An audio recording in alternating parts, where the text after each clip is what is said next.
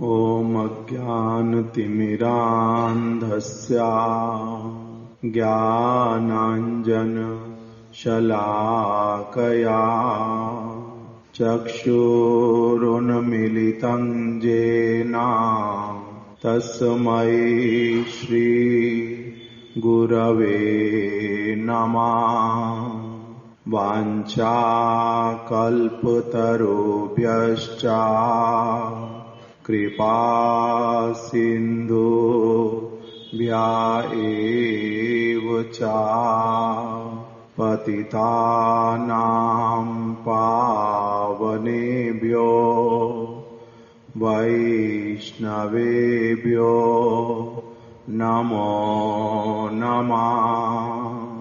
श्रीकृष्ण चैतन्य प्रभु नित्यानंद श्री अद्वैत गदाधर श्रीवासादि गौर भक्त वृंद। हरे कृष्णा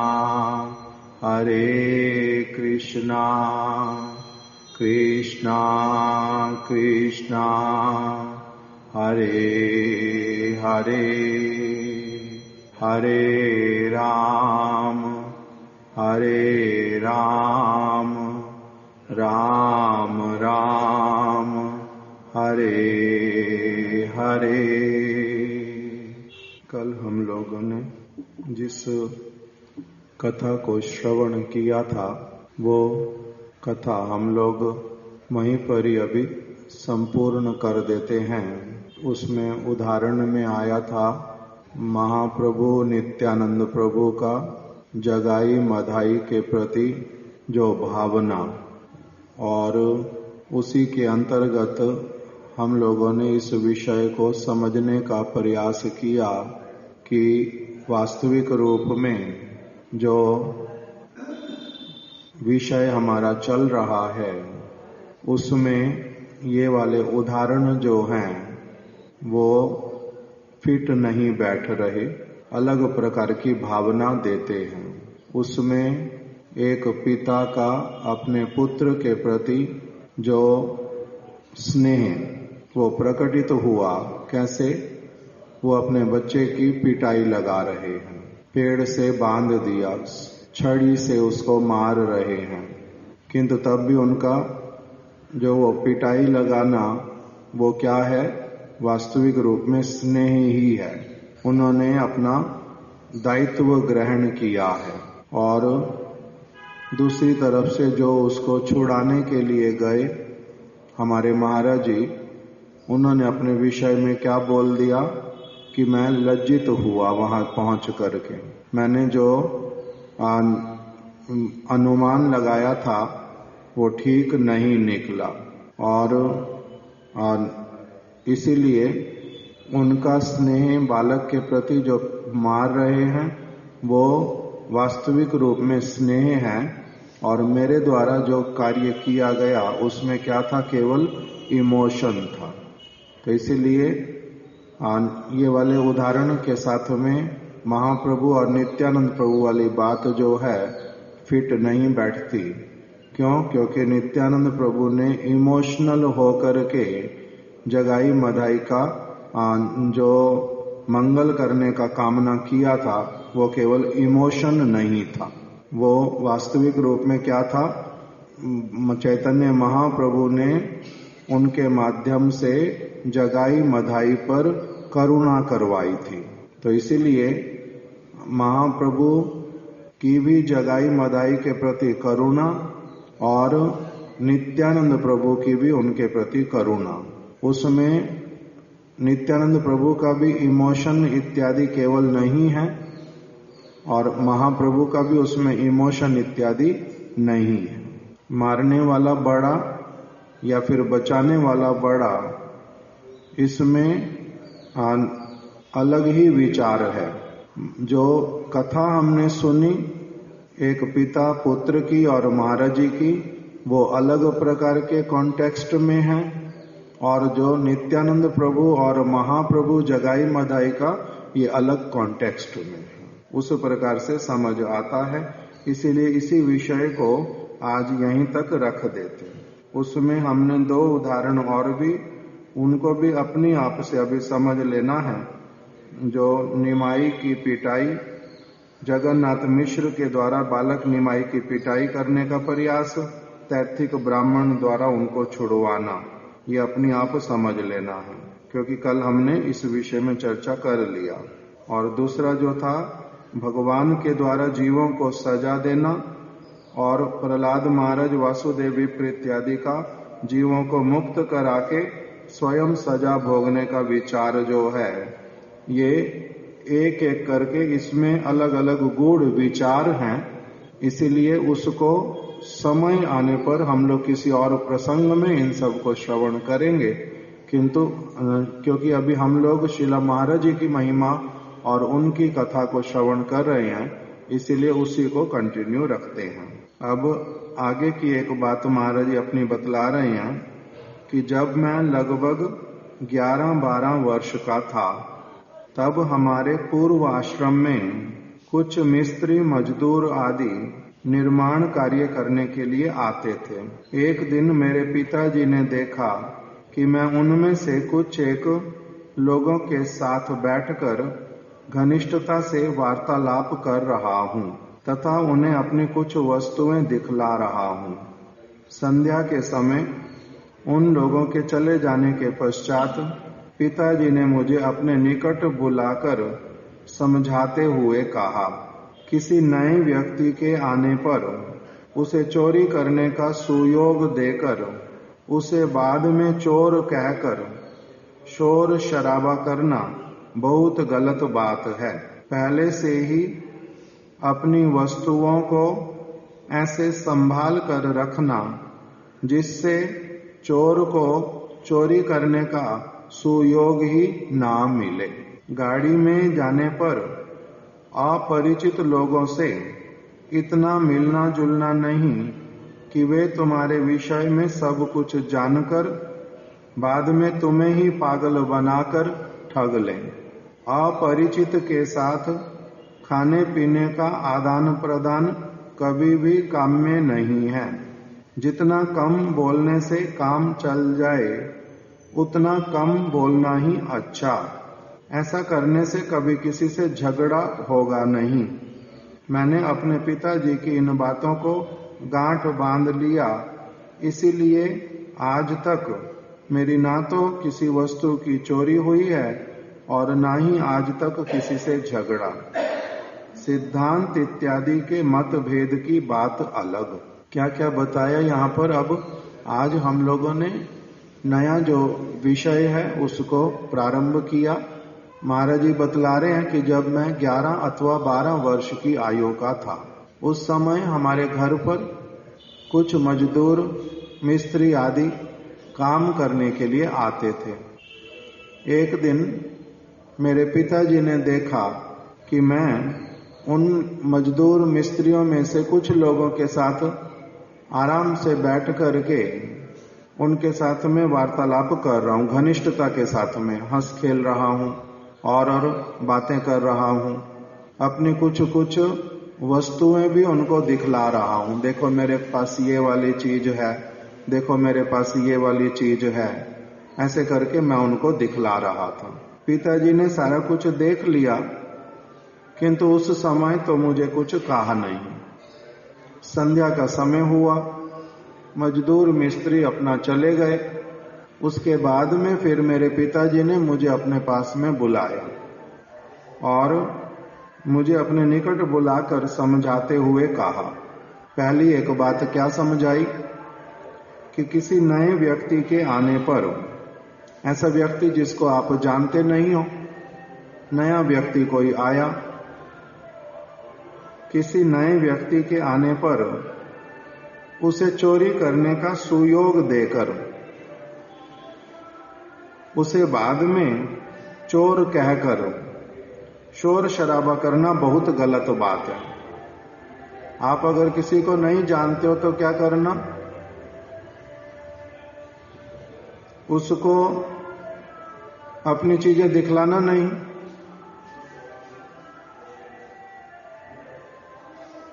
और अगर उनको आपने अपने आप चोरी का सुयोग दे दिया, सामान अपना दिखा दिया, अथवा उनको अपने साथ में अपना आराम से अंदर बिठा लिया, ना उनके साथ जान है ना पहचान है, कैसा उनका स्वभाव, उनका पूर्व इतिहास क्या है, किसी बात को जब किसी की नहीं जानते हैं तब उनके साथ में उनको घर के भीतर में लेकर के आना, उनको अपनी वस्तुएं दिखलाना, उनके पूछने पर कुछ भी उत्तर देते जाना, ये तो बुद्धिमानी नहीं है।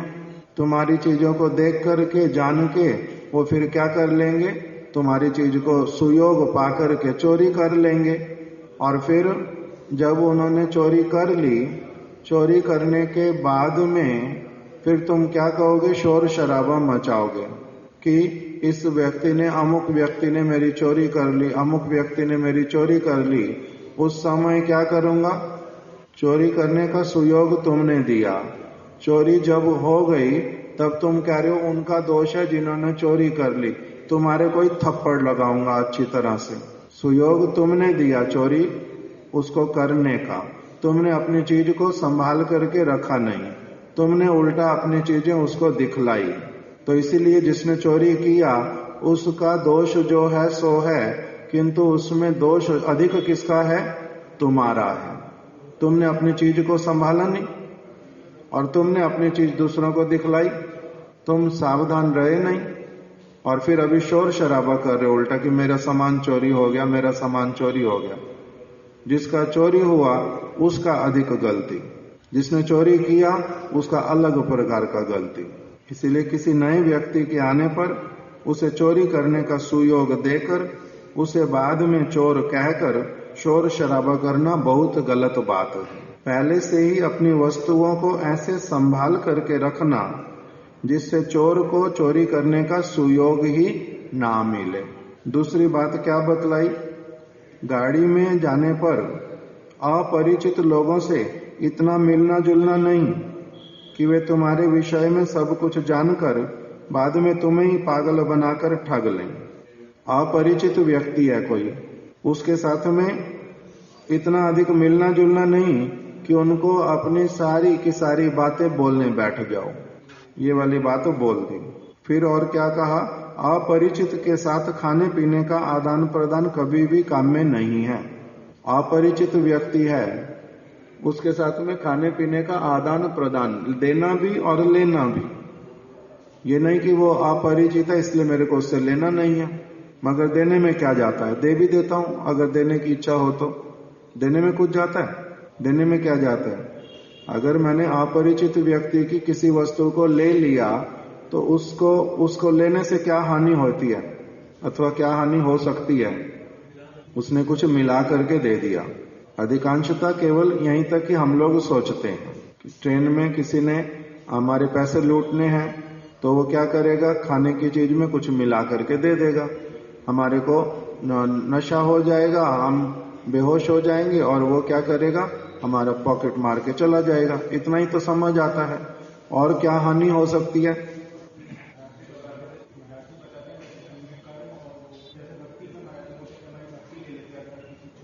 दूसरा कारण बता दिया कि हम अगर किसी से कुछ लेते हैं तो कभी भी ऐसा नहीं होता कि हमने ले लिया और उसके बदले में देना नहीं पड़ेगा। ये कर्म चक्र है, जिससे लेंगे कुछ उसको फिर देना भी पड़ेगा, कर्म चक्र है। इसलिए कहते हैं आदान प्रदान किसके साथ में करना, जिसके साथ में तुम्हें लगे कि ये वाला आदान प्रदान करने से मैं सचमुच में प्रसन्न होता हूं और इनके साथ मेरा सब समय के लिए भेंट होता रहे, इस जन्म में भी अगले जन्मों में भी इनके साथ में मेरे को रहने में, वार्तालाप करने में और किसी प्रकार का कोई हानि नहीं, उल्टा लाभ ही लाभ है पारमार्थिक। इसीलिए उनके हाथ से ही लेना देना करना, अन्यथा लेना देना करना नहीं। क्यों, जिससे कुछ लिया अथवा जिसको कुछ दिया उसके साथ में क्या करना पड़ेगा, फिर लेने के लिए या देने के लिए वापस आना ही पड़ेगा। इसलिए भक्त लोग क्या करते हैं, अदीक्षित व्यक्ति के हाथ का जल भी ग्रहण नहीं करते। कोई अदीक्षित है, उसके हाथ का छुआ हुआ जल भी लेते नहीं। इसका मतलब छुआछूत की बीमारी है ये। पहले लोग बोलते थे ना, क्या बोलते इसको, कि ये छुआछूत है बहुत अधिक, ये हमारे को छोटा समझते हैं, अपने को बड़ा समझते हैं। छोटा और बड़ा समझने की बात नहीं है। हो सकता है कि आप बहुत ही बड़े हैं, किंतु बहुत बड़े होने से ये आपकी चीज को हम ले सकते, ये तो कोई बात नहीं हुई, ये तो कोई बात नहीं हुई। हनुमान जी ने कृष्ण की कृपा को लेने से मना कर दिया कि मेरे को कृष्ण आपकी कृपा नहीं चाहिए, मना कर दिया। उन्होंने कहा मैं ही तो राम हूं। तो बोलते हैं राम होंगे आप, किंतु मैं केवल राम के रूप में ही आपकी कृपा लूंगा, कृष्ण के रूप में आपकी कृपा नहीं चाहिए। कृष्ण से भी लेने से मना कर दिया। किसी के देने से ही कुछ लेना पड़ेगा, ये कोई बात होती नहीं। और फिर लेना होगा तो फिर देना भी होगा कुछ ना कुछ। जिनसे हम उस तरह से संबंध रखना ही नहीं चाहते तो उनके साथ क्या करेंगे। इसलिए उन्होंने बोल दिया अपने मुख से कि मैं जानता हूं कि जानकी नाथ, ये एक श्लोक है, किसको आता, श्रीनाथे जानकी नाथे हरये परमात्मने श्रीनाथे जानकी नाथे। मैं जानता हूं कि आप में और जानकी नाथ में कोई अंतर नहीं है, किंतु तब भी मेरा हृदय क्या कहता है, मैंने केवल जानकी नाथ के साथ में ही संबंध रखना। इस प्रकार का बात बता दिया। तो इसीलिए किसी से कुछ लेने में भी असुविधा और फिर देने में भी असुविधा। किसी को देंगे, उसके प्रति स्नेह करेंगे और वो क्या करेगा, फिर वही उसका भी आपको फल जो है प्राप्त करना ही पड़ेगा। इसीलिए भक्त लोग वो केवल मात्र भगवान से संबंधित वस्तु ही आदान प्रदान करते हैं, दूसरी वस्तुओं में पड़ता ही नहीं, दूसरी अपने लिए कुछ उसमें करता ही नहीं, अलग रख लेता पूरी तरह से अपने आप को। किसी को कुछ देना, भगवान को देना है तो नहीं देना, मत दो। मथुरा में कोई व्यक्ति मठ में रहते हैं, मठ में तो बहुत सारे भक्त लोग रहते हैं, तो अभी कोई व्यक्ति वहां पर, गुरुदेव जिस समय है अलग बात, गुरुदेव जब विदेश में प्रचार के लिए अथवा कहीं बाहर चले गए तो इंचार्ज होते थे प्रेमानंद प्रभु। अभी कोई व्यक्ति अगर उनको कहता है कि प्रभु जी मैं आपके कहने पर ये करता हूं, तो फिर आपको मेरी ये वाली बात कम से कम माननी चाहिए। तो कहते तुम करो ही मत। अगर तुम मेरे कहने पर कर रहे हो बिल्कुल भी मत करो। अगर कर रहे हो गुरु के कहने पर, अगर कर रहे हो भगवान के कहने पर, तब तो करते रहो। अगर तुमने भगवान की सेवा करनी तो बहुत अच्छा, तुमने अगर मेरी करनी आवश्यकता नहीं, मेरी करने की आवश्यकता नहीं। मेरा तुम्हारे से संबंध किस लिए है, गुरु जी के कारण, भगवान के कारण। मेरा तुम्हारे से नहीं तो क्या संबंध है, तुम्हारे से क्या संबंध है। अपने घर में माता को छोड़ दिया, पिता को छोड़ दिया, भाई को छोड़ दिया, बंधु को छोड़ दिया, फिर यहाँ पर आकर के तुम्हारे साथ हमारा क्या संबंध। हम यहाँ पर है हम भगवान के लिए, गुरु जी के लिए। तुम्हें सेवा करना गुरु जी का करो, मैं सेवा नहीं करूंगा, मत करो। मेरा क्या जा रहा और मेरा क्या आ रहा, आएगा जाएगा गुरु जी का, आएगा जाएगा भगवान का।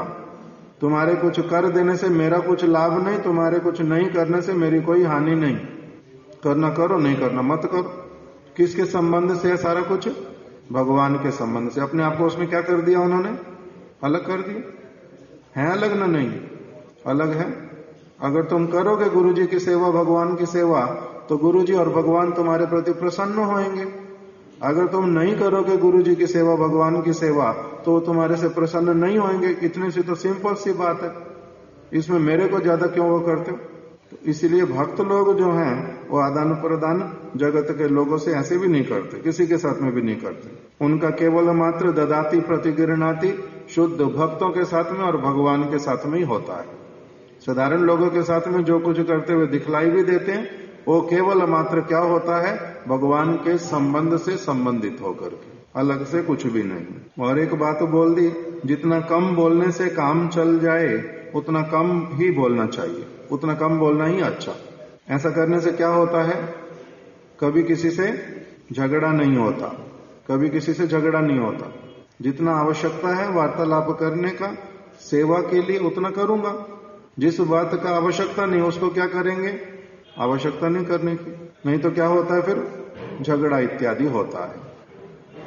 जैसे महाराज जी एक कथा सुनाते थे अपनी हैदराबाद की, कि मेरे गुरु महाराज जी ने मेरे को हैदराबाद में भेज दिया सेवा के लिए, और वहां पर मेरे साथ में 3-4 भक्त लोग रहते हैं, 3 लोग ही शायद रहते थे, वो अलग से कथा आएगी लिखा हुआ। उसमें वो लोग जब इकट्ठे रहते हैं तो गुरुजी ने तो अपना नाम दिया हुआ दीक्षा का, किसी का निताई दास है, किसी का निमाई दास है, किसी का कृष्ण दास है, अलग अलग गुरुजी ने नाम दिए हुए हैं। किंतु जो 2-3 लोग ऐसे वाली मित्रता कर लिया जैसे संसार में लोग मित्रता करते हैं। वैष्णवों का मित्रता अलग प्रकार का होता है, वास्तव में तो जगत के लोगों में मित्रता होती है अलग प्रकार की। जगत के लोगों की मित्रता परस्पर में संबंध के ऊपर आधारित हो, और आश्रम में मित्रता गुरु को, भगवान को केंद्र करके की गई होती है। किंतु वहां पर उन्होंने क्या किया, ऐसी वाली मित्रता कर ली, रहते हैं आश्रम में किंतु मित्रता कर ली संसार के लोगों जैसी, और वैसी वाली फिर एक दूसरे के साथ वार्तालाप करते हैं। एक दूसरे को पता नहीं किसी कारण से नाम रख दिए एक दूसरे के, और कोई किसी को बुलाता है पंतलू पंतलू पंतलू, उसको कृष्णदास कह के पुकारता नहीं, उसको जो गुरु जी ने नाम दिया वो वाला पुकारता नहीं, पंतलू पंतलू। तो महाराज जी कहते, मैंने एक दिन पूछा कि ये तुम्हारे को ऐसे पंतलू पंतलू कह के क्यों पुकारता है? तो कहते महाराज जी हमारा ना बड़ा प्रेम है आपस में, इसलिए घर में होता नहीं ऐसे, घर में जैसे नाम होता है एक, किंतु माता पिता कोई और नाम रख देते, भाई कोई और नाम रख देता, तो उस तरह से हमारा ना बहुत घनिष्ठ संबंध है, इसलिए हम एक दूसरे को ऐसे पंतलू पंतलू कह के पुकारते हैं। तो महाराज जी ने बोला कि देखो हम लोग साधु बन गए, हम लोग अभी आश्रम में रहते हैं, हमारा इस प्रकार का एक दूसरे को बुलाना पंतलू पंतलू कह के शोभा नहीं देता। प्रभुपाद जी ने कितना प्रकार का भावना दिया इसमें, कि जो भी व्यक्ति वैष्णव बनता है उसको क्या करना, प्रभु कह करके पुकारना, उसको सम्मान देना, उसके साथ में लौकिक संबंध नहीं रखना, उनको जगत वाले लोग जिस प्रकार से भावना रखते हैं मरते बुद्धि, वो वाली नहीं करना, इस प्रकार का सारा विचार है। तो इसलिए आप अभी आश्रम में रहते हो, ब्रह्मचारी भी हो गए हो, किंतु अगर ऐसे मित्रता वाला, संसार वाली मित्रता वाला संबंध रखोगे तो अच्छी बात नहीं है। इससे क्या होगा, बाद में एक दूसरे के प्रति उल्टा मर्यादा रहेगी नहीं, आदर संबंध नहीं रहेगा, और फिर लड़ाई झगड़ा भी हो सकता है, खराब बात होएगी। इसलिए ऐसे पंतलू पंतलू बुलाना नहीं, और ऐसे वाली मित्रता नहीं करना।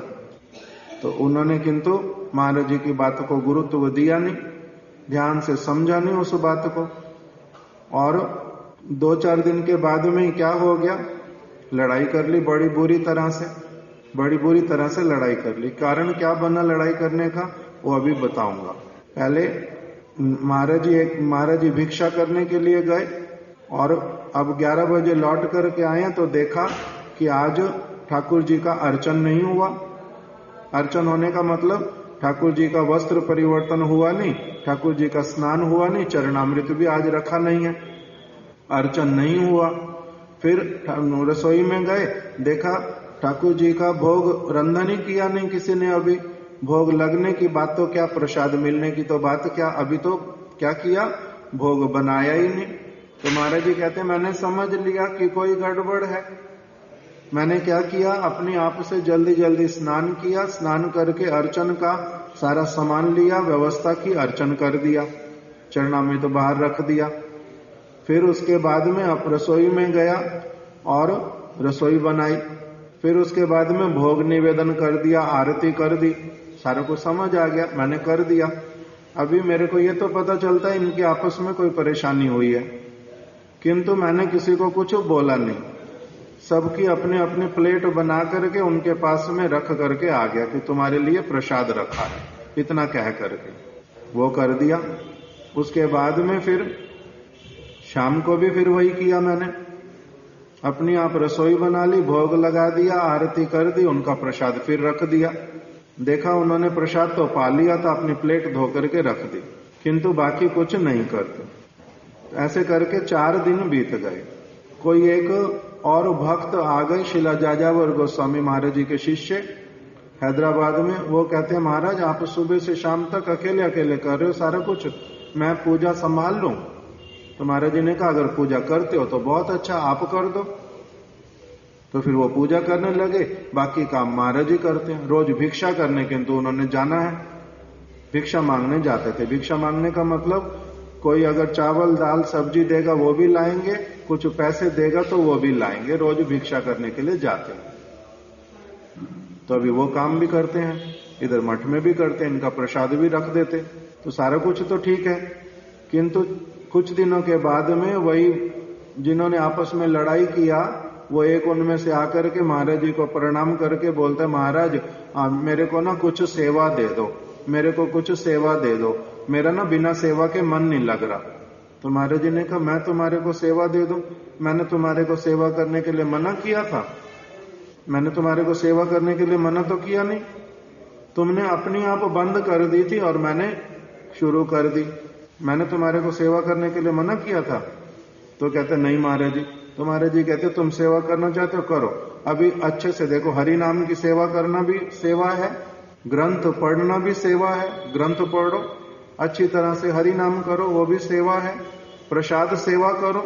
हम लोग तो प्रसाद को खाते नहीं है, प्रसाद का सेवा करते हैं, तो तुम प्रसाद का सेवा करो। तो बोलते नहीं नहीं महाराज ये वाला नहीं, मगर मेरे को कुछ ना कुछ और भी सेवा दो। तो महाराज जी कहते क्यों? तो नहीं महाराज बिना सेवा किए अच्छा नहीं लगता, बिना सेवा किए मन नहीं लगता। तो महाराज जी ने कहा ठीक है आप करो जो आपकी इच्छा हो, मैंने तो मना किया नहीं। फिर दूसरे वाले व्यक्ति ने भी वही किया कि महाराज मेरे को भी सेवा दो, महाराज मेरे को भी सेवा दो। उसको भी महाराज जी ने वही बातें बोली। उनको कहा देखो तुम अगर सेवा नहीं करोगे मेरे को इसका चिंता नहीं है, मेरे को गुरु महाराज जी ने बोला है, उनका आदेश है कि मेरे को यहाँ रहना है, मेरे को यहाँ सेवा करनी है, मेरा दायित्व है, मैं तो सेवा को छोड़ करके भागूंगा नहीं, मैंने सेवा करनी ही करनी है। आप उसमें सहायता कर दोगे बहुत अच्छा, नहीं करोगे तो आप अपना हरि नाम का सेवा करो, आप अपना ग्रंथ का सेवा करो पढ़ने का, आप अपना प्रसाद का सेवा करो। मेरे को ये नहीं समझना कि मैं सेवा नहीं कर सकता। कोई कोई घर ऐसा होता है जिसमें स्त्री क्या करती है, सुबह उठती है, स्नान करके अपना घर के सारे लोगों का भोजन बना करके, दोपहर का भी भोजन उनका बना करके रख करके फिर काम करने के लिए चली जाती है। फिर सारा दिन काम करती है, फिर शाम को आकर के फिर से अपना सारा काम घर का भी करती है, कपड़े धोना हो, सफाई करना हो, फिर से भोजन बनाना हो, सारा कुछ करती है। तो क्या मैं एक स्त्री से भी गया बीता हूं? क्या मैं भगवान की सेवा के लिए इतना भी नहीं कर सकता? मैं कर सकता हूं। अगर तुम्हारे को लगे तुम्हारे कपड़े धोने में भी तुम्हें परेशानी है, मैं तुम्हारे कपड़े भी धो दूंगा, मेरे पास अभी समय है पड़ा कुछ कुछ और। तो नहीं नहीं महाराज जी ऐसा नहीं, आप सेवा दो महाराज, आप सेवा दो।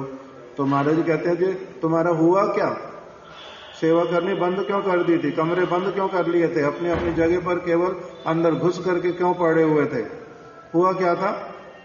तो वो बोलते हैं कि महाराज जी एक दिन ये इसने क्या किया, मैं रसोई बनाने के लिए जाऊंगा, इसने स्टोव में पानी भर के रख दिया। उस समय स्टोव होता था मठ में, स्टोव में क्या भर के रखना, कैरोसिन ऑयल। गलती से उसने क्या किया, 2 कैन एक जैसी, एक में कैरोसिन है, एक में क्या है, तेल है, पानी है। तो उसने पानी वाला जो है वो उसमें भर के रख दिया स्टोव में। अब स्टोव को जलाया तो जलता नहीं, तो स्टोव जलाया जलता नहीं, भारी देखता पूरा भरा हुआ है, उसमें तेल तो है पड़ा किंतु तेल नहीं है। तो इससे चिंता हुआ सारा कुछ। तो दूसरे वाले को पूछा, उसने भी कुछ ठीक से बताया नहीं, तो आपस में इस कारण से लड़ाई हो गई। क्यों लड़ाई हो गई? तो कहते हैं कि मेरे को ठीक से बताता नहीं, और वो कहता है मेरे को पता ही नहीं कि मैंने पानी भरा ना तेल भरा है, मेरे को अगर पता होता कि ये पानी है मैं पागल हूं क्या मैं भरता। तो इस कारण से आपस में लड़ाई हो गई। तो महाराज जी कहते कि वैष्णव ऐसे होएगा, छोटी छोटी बात में ऐसे लड़ाई करेगा और सज्जन मनुष्य की तरह वार्तालाप भी नहीं कर पाएगा कि मैंने ये किया, ये क्यों हो रहा है, वो क्यों हो रहा है। आराम से क्या बात करनी भी नहीं आती, और इस तरह से बात क्यों करेगा। छोटी छोटी बातों में ऐसी लड़ाई होएगी क्यों। कारण क्या बना कि परस्पर में एक दूसरे के साथ में जगत जैसी मित्रता कर ली है। वैष्णवों की मित्रता अलग प्रकार की होती है। अगर वैसी वाली मित्रता नहीं करोगे तो ये अवश्य ही होगा। इसलिए वैष्णव के साथ, वैष्णव मतलब ये कौन है, ये अभी भले ही भक्ति करना किसी ने प्रारंभ किया, उसके प्रति भी क्या भावना रहेगी। तुलसी का पत्ता छोटा हो बड़ा हो, पूजनीय है प्रारंभ से ही न नहीं। तो इसीलिए ये वैष्णव बनना, कोई वैष्णव बनना चाहता है, ये बड़ा सौभाग्य का बात है। भगवान का भजन करेगा, भगवान से संबंध करेगा, भगवान के विषय में सुनेगा, उनके विषय में जानने की इच्छा करता है, उस तरफ आगे बढ़ेगा। इसने अभी क्या किया है, संसार की वस्तुओं को ये पीछे छोड़ करके आया है। ये अब अपवित्र वस्तुओं को स्पर्श नहीं करता, ये अब भगवान का भजन करेगा। इस प्रकार की सारी चीजें जो हैं, इसके कारण व्यक्ति सम्मान का पात्र है या नहीं है, उसके साथ में ठीक से वार्तालाप करना चाहिए ना नहीं करना चाहिए।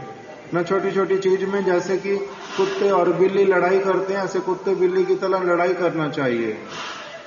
इसी प्रकार की सारी बातें बोली। तो इसलिए यहां पर बताया कि ये इस प्रकार के व्यवहार कौन करता है, जो मूर्ख होता है।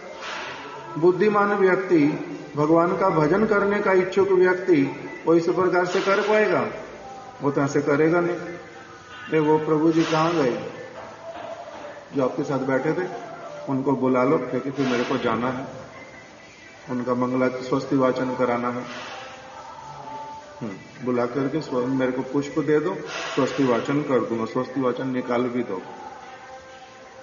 तो महाराज जी कह रहे कि मैंने क्या किया, अपने पिताजी की इन बातों को गांठ बांध लिया था कि जितना कम बोलने से काम चले, उतना कम बोलना ही अच्छा। ऐसा करने से क्या होता है, कभी किसी से झगड़ा नहीं होता।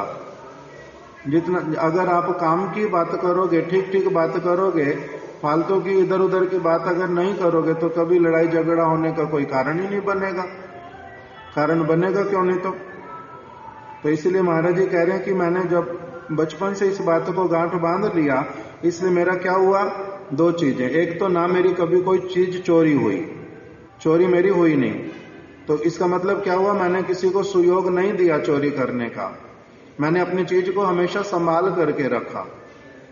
कहाँ आ रहे हैं वो व्यक्ति, कौन कह रहा था आ रहे हैं। तो मैंने क्या किया, मेरी कोई वस्तु चोरी नहीं हुई। क्यों नहीं चोरी हुई, क्योंकि मैंने अपनी चीज को संभाल के रखा। दूसरे व्यक्ति को मेरे को ये कहने का मौका ही क्यों मिले कि आपने चोरी किया, आपने ऐसा काम कर दिया, आप खराब आदमी हो, ये कहने का अवसर ही क्यों मिलेगा। मैंने दिया ही नहीं ऐसा अवसर। और दूसरा क्या हुआ, मेरी आज तक किसी से मेरा कोई झगड़ा नहीं हुआ किसी से। क्यों नहीं हुआ झगड़ा किसी से, क्योंकि जितना आवश्यकता है बात करने की, उतनी ही बात करनी। और किसी के साथ में ऐसी घनिष्ठता मित्रता नहीं करनी जिसमें कि जो इच्छा वो बोले, जो इच्छा मैं बोलूं। मर्यादा वाला सदैव संबंध रखा, इसी कारण से कभी किसी से झगड़ा हुआ ही नहीं।